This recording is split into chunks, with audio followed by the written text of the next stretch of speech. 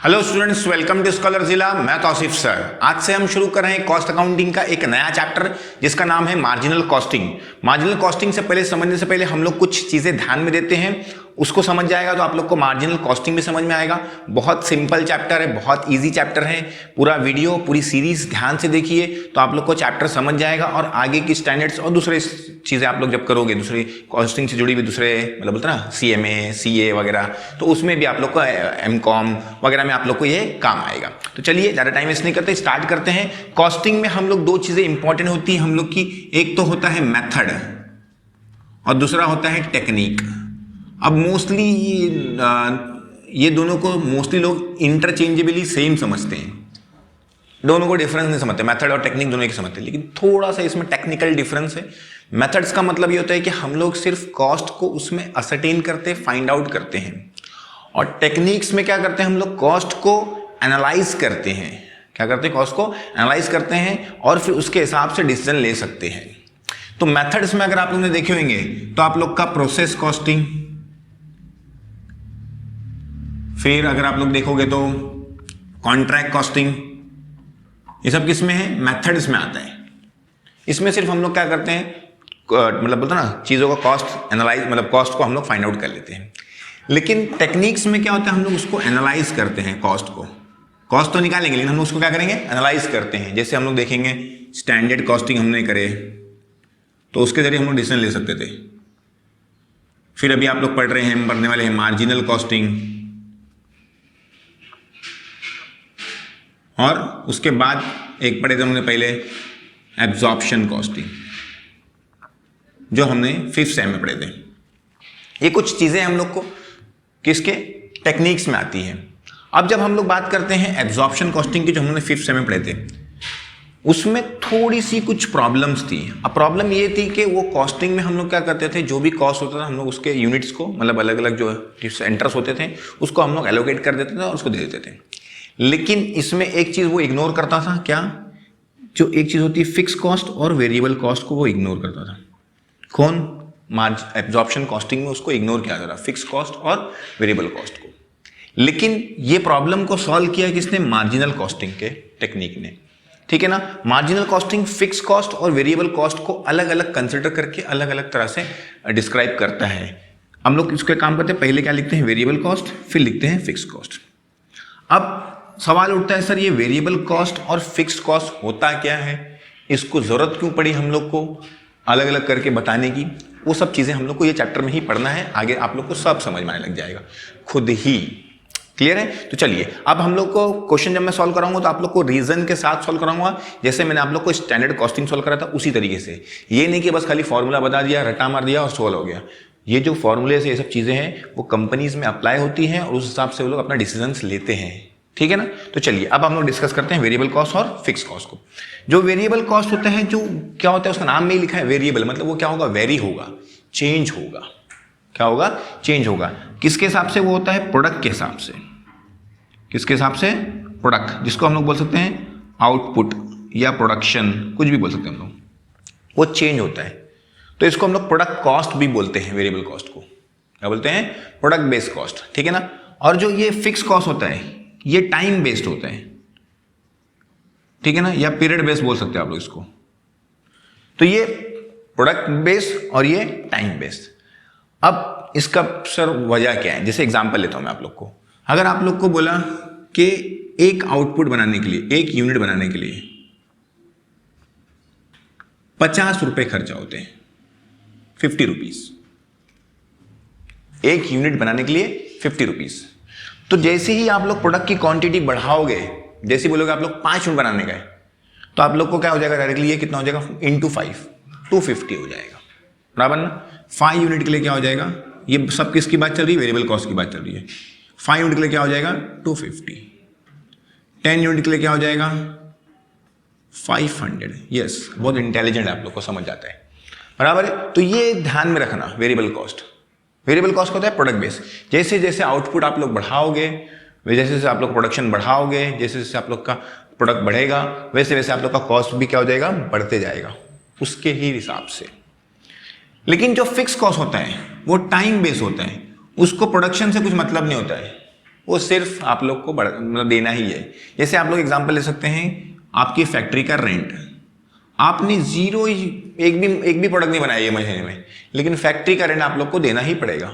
आप लोग का वॉचमैन बैठा है बाहर, आपके प्रोडक्ट मशीन मतलब फैक्ट्री के अंदर कुछ नहीं बने तो क्या हो गया, आपको उसकी वॉचमैन की सैलरी देना ही पड़ेगी, बराबर है। तो वो सब कुछ कॉस्ट क्या होते हैं आप लोग के फिक्स, और कुछ क्या होते हैं वेरिएबल। ये टाइम बेस होते हैं, और वेरिएबल कॉस्ट क्या होता है, प्रोडक्ट बेस्ड होता है, आउटपुट बेस्ड होता है। ये दोनों का मेन डिफरेंस है, मेजर डिफरेंस है। दोनों का मतलब भी समझा दिया मैंने आप लोग को, और दोनों के एग्जांपल भी ले लिया। जैसे आप लोग को अभी समझो ये मार्कर की आपकी ये समझो एग्जांपल मार्कर की फैक्ट्री आपकी, तो मार्कर प्लास्टिक लगता है इसके लिए, तो जितना ज़्यादा प्रोडक्ट्स बनाओगे उतना ज़्यादा प्लास्टिक क्या होगा आप लोग को ज़्यादा लगेगा, जितना कम बनाओगे उतना प्लास्टिक क्या लगेगा, कम लगेगा। लेकिन जो आपका रेंट है वो आप लोग को उतना ही देना पड़ेगा। क्लियर होगा ये आप लोग को, वेरिएबल कॉस्ट और फिक्स कॉस्ट। आगे आते हैं, अब इसके अंदर हम लोग को आता है मार्जिनल कॉस्ट। क्या आता है, मार्जिनल कॉस्ट वर्ड। तो मार्जिनल कॉस्ट जो होता है आप लोग का वो एकदम सिंपल है। उसमें होता है आप लोग का prime cost plus variable overheads. क्या क्या, prime cost plus variable overheads. मतलब मार्जिनल कॉस्ट में दो चीजें होती है, प्राइम कॉस्ट और वेरिएबल कॉस्ट। प्राइम कॉस्ट आप लोग ने इसमें कॉस्ट शीट में पढ़े थे। प्राइम कॉस्ट मतलब direct material, direct wages, direct labour भी बोलते हो, और डायरेक्ट एक्सपेंसेस। तो डायरेक्ट जो प्रोडक्ट पे हम लोग एलोकेट कर सकते थे उनको हम लोग प्राइम कॉस्ट बोलते थे। प्लस वेरिएबल ओवरहेड्स, मतलब कभी कभी क्या होता है जो रेंट भी होता है ना, रेंट में या क्या बोलते हैं सैलरी वगैरह में कुछ चीजें क्या होती है, कुछ पार्ट क्या होता है वेरिएबल, कुछ पार्ट क्या होता है फिक्स होता है। तो जो पार्ट वेरिएबल रहेगा उसको भी हम लोग किसमें, मार्जिनल कॉस्ट में क्या करेंगे, इंक्लूड करेंगे। ठीक है ना, तो ये बात ध्यान में रखना आप लोग। तो इसको बोलते हैं हम लोग मार्जिनल कॉस्ट। मार्जिनल कॉस्ट में क्या क्या रहता है, प्राइम कॉस्ट और अदर वेरिएबल ओवरहेड्स। ध्यान में रखना आप लोग, ठीक है। आगे आते हैं हम लोग। ये सीखने के बाद हम लोग को सीखना है कुछ फॉर्मूलेज। अब वो फॉर्मूले मैं आप लोग को समझा रहा हूं, रट्टा मत मारना, उसको समझ लेना। अगर आप लोग समझ जाओगे तो उसको आप लोग जिंदगी भर लगभग याद कर सकते हो। छोटे से रिवीजन करोगे तो याद आ जाएगा आप लोग को। अब वो फॉर्मूलेज के लिए मैं आप लोग को फॉर्मूले बताता हूं, थोड़ा ध्यान रखिए। चाहिए तो आप लोग उसको नोट डाउन कर लीजिए फॉर्मूले को। सब में पहले आप लोग को एक फॉर्मेट बता रहा हूं मैं, उस फॉर्मेट के हिसाब से ही उसमें ही 5-6 फॉर्मूले, 7-8 फॉर्मूले आप लोग के कवर हो जाएंगे। सब में पहले आप लोग का सेल्स में से अगर आपने माइनस कर दिए वेरिएबल कॉस्ट तो आता है आप लोग का कंट्रीब्यूशन। क्या आता है, कंट्रीब्यूशन। कंट्रीब्यूशन नथिंग बट आप लोग का होता है ग्रॉस प्रॉफिट। जो आप लोग ट्रेडिंग अकाउंट बनाते थे देखो, उसमें से आप लोग टैली करते थे, सारे कॉस्ट डेबिट में लिखते थे, सेल्स यहाँ लिखते थे और थोड़ी चीजें लिखते थे। तो जब टैली करके बैलेंस बचता था उसी को आप लोग क्या बोलते थे, ग्रॉस प्रॉफिट या ग्रॉस लॉस। तो वेरिएबल कॉस्ट, तो जो कॉस्टिंग के मतलब बोलते हैं ना, कॉस्टिंग की कंपनियां होती हैं, वो जब अपना कॉस्टिंग करती हैं तो वो कंट्रीब्यूशन जो होता है उन लोग का वो माइनस में कभी नहीं करेंगे ना, सिंपल सी बात है। इतनी तो कोई कंपनी नहीं है कि हम लोग का वेरिएबल कॉस्ट में ही लॉस में आ जाए, बराबर ना। तो ये ट्रेडिंग में, क्योंकि मैन्युफैक्चरिंग की बात करी कंपनियां, तो ये हो गया आप लोग का सेल्स माइनस वेरिएबल कॉस्ट। क्या होता है आप लोग का, कंट्रीब्यूशन। फिर कंट्रीब्यूशन में से क्या करते हैं आप लोग, फिक्स कॉस्ट माइनस करते हैं, तो क्या मिलता है आप लोग को, प्रॉफिट। अभी जो प्रॉफिट है आप लोग का कौन सा प्रॉफिट है, नेट प्रॉफिट है, बराबर ना। अब ये जो कंट्रीब्यूशन है हमेशा याद रखना, कंट्रीब्यूशन जो है उसको क्या बोलते हैं हम लोग, ग्रॉस प्रॉफिट। मतलब जो आप लोग का वेरिएबल कॉस्ट है, वेरिएबल कॉस्ट अगर मतलब कंपेयर कर रहा हूँ, जरूरी नहीं कि ग्रॉस प्रॉफिट बोले उसको, हाँ, लेकिन थोड़ा एक मतलब आपको अंदाजा बोलते ना, एक हिंट दे रहा हूँ कि इससे याद रखो आप लोग। तो सेल्स में से आपने क्या कर दिया, वेरिएबल कॉस्ट माइनस कर दिए, तो क्या मिला आप लोग को, कंट्रीब्यूशन। और कंट्रीब्यूशन में से फिक्स कॉस्ट माइनस करो तो क्या मिलेगा आप लोग को, प्रॉफिट। क्लियर है आपको ये इसका फॉर्मेट इसलिए जरूरी है, इसके लिए बहुत सारे चीजें आप लोग को मैं जब क्वेश्चन आएगा तो समझाते जाऊंगा। इसका प्रैक्टिकल एप्लीकेशन मतलब बोलते ना फील्ड में, कंपनीज में कैसे यूज करेंगे उसके बारे में भी समझाते जाऊंगा। तो ध्यान से देखना वीडियो और सारे क्वेश्चन, सारे लेक्चर्स। तो चलिए अभी आप लोग का फॉर्मेट हो गया। अब जब आप लोग को कोई चीज बोलेगा, जैसे अभी इसमें बोला आप लोग को कि कंट्रीब्यूशन कैसे आएगा, तो आप लोग को मालूम है sales minus variable cost, formula इसी से बना लेना है आप लोग को, ये फॉर्मेट से ही सारे फॉर्मूले इसी के हिसाब से। अब सेल्स जो हो सकता है आप लोग का पर यूनिट भी दिया रहता है क्वेश्चन में कभी कभार, और कभी कभार टोटल साल का भी दिया रहता है या मंथ का दिया रहता है, वो डिपेंड से आप लोग को उस हिसाब से बनाना रहेगा। क्लियर है, ये मैं इसको मिटा देता हूं। फिर इसके बाद आप लोग को सब में पहली चीज आती है, पहला फॉर्मूला प्रॉफिट वॉल्यूम रेशो। क्या आता है, प्रॉफिट वॉल्यूम रेशो। ये आप लोग का पहला फॉर्मूला है, पीवी रेशो इसको बोलते हैं हम लोग। तो पीवी रेशियो का फॉर्मूला जो है आप लोग का कंट्रीब्यूशन अपॉन सेल्स इनटू 100। ये फर्स्ट फॉर्मूला आप लोग लिख लीजिए, याद कर लीजिए। क्या है? Contribution upon sales into 100। Contribution मतलब ये डिवाइड बाय सेल्स अपॉन 100। कभी कभार कंट्रीब्यूशन पर यूनिट रहता है तो सेल्स को भी क्या लेना पड़ेगा आप लोग को? Per unit. ठीक है ना? ऊपर पर बोलते हैं साल का ले लिया और नीचे सिर्फ पर यूनिट लिया तो नहीं चलने वाला है। तो दोनों सेम लेना। ये पर यूनिट ले रहे हो तो ये भी पर यूनिट, ये ईयरली ले रहे हो तो ये ईयरली, ये मंथली ले रहे हो तो ये मंथली, सब दोनों क्या रहना चाहिए? सेम रहना चाहिए। क्लियर है? तो ये हो गया आप लोग का profit volume ratio, PV ratio. ठीक है ना? पीवी रेशो कंट्रीब्यूशन के हिसाब से आता है। आगे बढ़ते हैं। सेकेंड आते हैं हम लोग, नेक्स्ट फॉर्मूला है हम लोग का break even point. Break even point हम लोग निकालने के लिए अब पहले पता कर लेता हूं मैं आप लोग को ब्रेक इवन पॉइंट होता है क्या, बता देता हूं। ब्रेक इवन पॉइंट मतलब ऐसा पॉइंट जहां पे ना तो प्रॉफिट होगा ना तो क्या होगा? लॉस होगा। ऐसा पॉइंट पता करती कंपनी है, क्योंकि उनको पता होना चाहिए कि इससे ज्यादा क्वांटिटी बेचेंगे तो हम लोग को क्या होगा? प्रॉफिट होगा। इससे कम जाएंगे तो क्या हो जाएगा? लॉस होगा। तो कंपनी, हर कंपनी निकाल के रखती है। ठीक है ना? इससे ज्यादा रुपए का हम लोग सेल करेंगे तो हम लोग को प्रॉफिट होगा, इससे कम करेंगे तो क्या हो जाएगा? हम लोग को लॉस हो जाएगा। तो एक हम लोग का मेन ब्रेक इवन पॉइंट निकाल के रखती कंपनियां। ठीक है ना? तो चलिए, ब्रेक इवन पॉइंट दो तरीके से हो सकते हैं, या तो रुपीज में हो सकता है, या तो ब्रेक इवन पॉइंट किस में हो सकता है? यूनिट्स में, कि कितना प्रोडक्ट हम लोग बेचेंगे, मिनिमम बेचना चाहिए ताकि हम लोग पूरा कॉस्ट क्या कर ले? कवर कर ले। या तो कितना हम लोग को रुपीज का प्रोडक्ट बेचना चाहिए कि हम लोग का कॉस्ट क्या हो जाएगा? खर्चा कवर हो जाएगा, मतलब हम लोग नो प्रॉफिट नो लॉस पे रहेंगे। तो दो फॉर्मूले हैं, मतलब दोनों के अलग अलग है। फॉर्मूला एकदम सेम है, fix cost upon PV ratio. क्या फॉर्मूला है? Fix cost upon PV ratio. और जो यूनिट्स का फॉर्मूला है वो आप लोग का फिक्स कॉस्ट अपॉन कंट्रीब्यूशन। ठीक है ना? लेकिन कंट्रीब्यूशन कौन सा? Per unit. ये याद रखना। क्लियर है? हमेशा याद रखना। ब्रेक इवन पॉइंट निकालना है आप लोग को, क्या आप लोग को नो प्रॉफिट नो लॉस। तो आप लोग को क्या करना पड़ेगा? फिक्स कॉस्ट लिखना पड़ेगा, उसमें से पीवी रेशियो को क्या करना पड़ेगा? डिवाइड करना पड़ेगा। Fix cost upon PV ratio. PV ratio मतलब जो आप लोग का ये निकाला रहेगा, आप लोग उसको डिवाइड करोगे तो आप लोग को मिल जाएगा break even point in rupees. अगर आप लोग को कोई भी चीज यूनिट्स में निकालना है तो पीवी रेशियो को हटा के क्या लिखने का? Contribution per unit. क्या बोल रहा हूं? सुन लो। अगर आप लोग को ब्रेक में कोई भी चीज यूनिट्स में निकालना है तो क्या आएगा आप लोग को? Contribution per unit. अगर कोई भी चीज आप लोग को रुपीज में निकालना है तो क्या आएगा? PV ratio. बस इतना याद रखना। यूनिट में निकालना है तो कंट्रीब्यूशन, रुपीज में निकालना है तो पीवी रेशियो। बाकी चीजें वो आप लोग को पता है, फिक्स कॉस्ट है तो फिक्स कॉस्ट लिख देना है आप लोग को ब्रेक इवन पॉइंट्स के लिए। ठीक है ना? अब याद रखना कि जो आप लोग का पीवी रेशियो होता है ना, वो जल्दी चेंज होता नहीं है। अगर आप लोग का सेल्स और वेरिएबल कॉस्ट चेंज नहीं हुआ तो कंट्रीब्यूशन जो आप लोग का पीवी रेशियो है वो चेंज नहीं होगा। जैसे एग्जांपल समझो, आप लोग ने एक यूनिट बनाए, बराबर ना? सेल प्राइस था आप लोग का 50, वेरिएबल कॉस्ट था 20, कंट्रीब्यूशन था 30। एक यूनिट का ले रहा हूं मैं, पर यूनिट ले रहा हूं, समझे ना? तो आप लोग का क्या रहेगा पीवी रेशियो का formula? Contribution upon sales. Contribution कितना है आप लोग का? 30। सेल्स कितना है आप लोग का? 50 इंटू 100। तो कट करोगे आप लोग, तो कट करोगे तो ये हो जाएगा 0 0 कट 5 2 10 60%। पीवी रेशियो आ गया 60%। अगर आप लोग यहाँ पे 100 यूनिट करते हो, 100 समझो, एग्जाम्पल मैं लेता हूँ 50 यूनिट्स, 50 यूनिट आप लोग ने बनाए कंपनी में, तो 50 यूनिट के हिसाब से एक यूनिट का 50, तो 50 यूनिट का कितना हो जाएगा? 2500। एक यूनिट का 20 वेरिएबल कॉस्ट, तो 50 का कितना रहेगा? 1000। तो ये कितना हो जाएगा आप लोग का? 1500। बराबर है? अब इसके हिसाब से निकालूंगा अगर मैं, तो ऊपर क्या है? कंट्रीब्यूशन। कंट्रीब्यूशन कितना है हम लोग का? 1500। वेरिएबल नीचे क्या है हम लोग का? सेल्स। सेल्स कितना है? 2500 इंटू 100, 0 0 कैंसल, 25 4 जा, तो 15 4 जा कितना होता है? 60। तो 60%। तो याद रखना पीवी रेशियो हमेशा क्या रहेगा आप लोग का? सेम रहेगा। अगर आप लोग का सेल प्राइस और वेरिएबल कॉस्ट का जो पॉइंट है वो चेंज नहीं हुआ, सेल पर price, selling price per unit और वेरिएबल कॉस्ट पर यूनिट अगर आप लोग का चेंज नहीं होता है तो पीवी रेशियो भी चेंज नहीं होगा, वापस निकालने की जरूरत नहीं है। पॉइंट दिमाग में रख लेना। आगे आते हैं break even point. Break even point मतलब ऐसा पॉइंट जहां पे ना तो प्रॉफिट होता है ना तो लॉस होता है। उसका निकालने का फॉर्मूला क्या है? Fix cost upon PV ratio.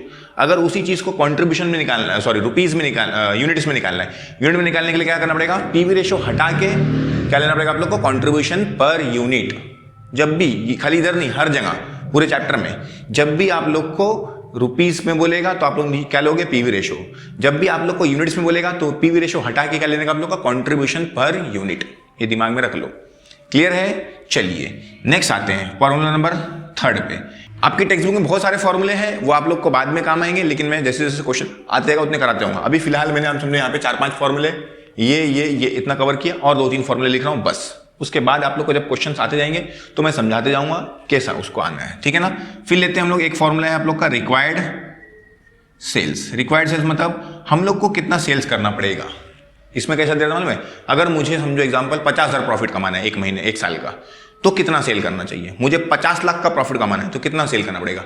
तो उसके लिए ये फॉर्मूला यूज होता है रिक्वायर्ड सेल्स का। इसका फॉर्मूला और ब्रेक इवन पॉइंट का फॉर्मूला एकदम सेम है, दोनों में कुछ फर्क नहीं है। किसका फॉर्मूला, ब्रेक इवन पॉइंट और रिक्वायर्ड सेल्स का फॉर्मूले में कुछ फर्क नहीं है, दोनों फॉर्मूला क्या है, सेम। मतलब अगर रिक्वायर्ड सेल्स रुपीज में बोला है तो फॉर्मूला क्या आएगा, देखो, fix cost plus PV ratio. क्या बोला मैंने, सुन लो, रिक्वायर्ड सेल्स और break even point. Break even point भी सेल्स ही होता है ना वो, लेकिन ये क्या होता है, नो प्रॉफिट नो लॉस। और ये क्या होता है, इसमें प्रॉफिट या तो लॉस होगा ना, क्योंकि हम लोग प्रॉफिट सोचेंगे ना कि प्रॉफिट कमाना है हम लोग को, तो इसमें रहेगा। तो सिंपल सी बात है, अगर प्रॉफिट कमा रहे तो हम लोग का क्या हो जाएगा, प्लस डिजायर्ड प्रॉफिट। क्या रहेगा, डिजायर्ड। यहाँ पे फुल फॉर्म लिखता हूँ थोड़ा मैं, ताकि आप लोग को पहली बार लिख रहा हूँ ना, तो डिजायर्ड प्रॉफिट, ये खाली याद रखना। तो याद रखना कि ब्रेक इवन पॉइंट और रिक्वायर्ड सेल्स ये भी सेल्स ही है, लेकिन ये कौन सा सेल है, ब्रेक इवन सेल्स है। मतलब ऐसा सेल्स का अमाउंट जिसपे ना तो प्रॉफिट होता है ना तो लॉस होता है। लेकिन यहाँ पे क्या हम लोग को कितना सेल्स करना चाहिए प्रॉफिट कमाने के लिए। तो दोनों फॉर्मूला सेम, सिर्फ प्लस क्या हो गया आप लोग का, प्रॉफिट। क्लियर है? अगर लॉस रहेगा तो क्या करना पड़ेगा आप लोग को, माइनस करना पड़ेगा। क्लियर है? चलिए आगे बढ़ते हैं। अब आप लोग को पता है, अगर मैं ब्रेक रिक्वायर्ड सेल्स किस में खाली कर दूं, यूनिट्स में, तो मैंने आप लोग को अभी ऊपर बताया यूनिट में होगा तो सब कुछ क्या रहेगा, सेम रहेगा, बराबर ना। खाली पीवी रेशियो की जगह पे क्या आ जाएगा, कंट्रीब्यूशन। मतलब क्या हो जाएगा formula, fix cost plus desired profit upon contribution per unit, बस, बाकी पूरा सेम। एक और फॉर्मूला लेते हैं हम लोग, फॉर्मूला 4 लिखता हूं मैं, हाँ, इसके अंदर सब फॉर्मूले में लिखा रहा हूं, लेकिन आगे देखिए, मार्जिन ऑफ सेफ्टी। क्या फॉर्मूला लिख रहा हूं मैं, margin of safety. Margin of safety का मतलब ये है कि हम लोग कितने अमाउंट से सेफ हैं, मतलब इतना अमाउंट हम लोग ज्यादा, मतलब बोलते ना, नो प्रॉफिट नो लॉस से कितना ज्यादा है हम लोग, तो उसी को बोलते हैं margin of safety. Margin of safety का फॉर्मूला है actual sales minus break even sales. ठीक है, ये याद रखना। एक्चुअल सेल्स में समझो आप लोगों ने, ब्रेक इवन सेल्स आप लोग कह रहे हैं कि 5 लाख आप लोग सेल करोगे तो आप लोग को कोई प्रॉफिट कोई लॉस नहीं होगा, और आपने सेल करे 7 लाख, तो 7 लाख एक्चुअल सेल्स से, ब्रेक इवन सेल्स कितना था आप लोग का, 5 लाख, तो मतलब आप लोग 2 लाख से क्या हो, सेफ हो अभी, तो वो उसको बोलते हैं हम लोग मार्जिन ऑफ सेफ्टी।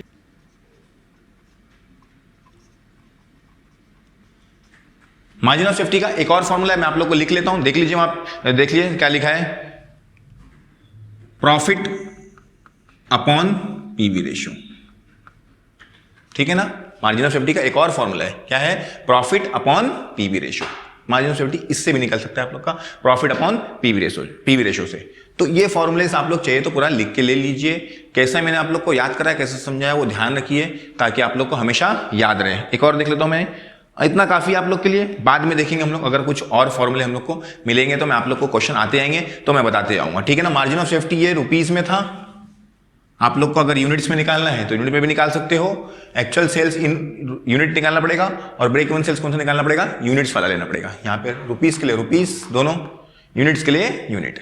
ठीक है ना, ये ध्यान में रखिए। तो ये हो गया कुछ फॉर्मूलेस, मैंने आप लोग को बता दिया, थोड़ा सा इंट्रोडक्शन बता दिया। आप लोग को अच्छा लगा हो वीडियो तो लाइक करिए, कमेंट करिए और अपने दोस्तों से शेयर कीजिए। मिलते हैं अगले वीडियो में प्रैक्टिकल प्रॉब्लम्स लेके, 2-3 हर वीडियो में 2 से 3 प्रॉब्लम कराने की कोशिश करूंगा, ताकि आप लोग को अच्छा आइडिया आ जाए। और आप लोग मुझे कमेंट करके बताते रहिएगा कि आप लोग को कितना क्वेश्चंस कराना है। मतलब ज्यादा तो नहीं करा सकते, एकदम ज्यादा कराऊंगा तो एक ही चैप्टर पे अटक जाऊंगा, लेकिन फिर भी अलग अलग टाइप के बहुत सारे क्वेश्चन कराने की कोशिश करूंगा। थैंक यू वेरी मच, मिलते हैं अगले वीडियो में।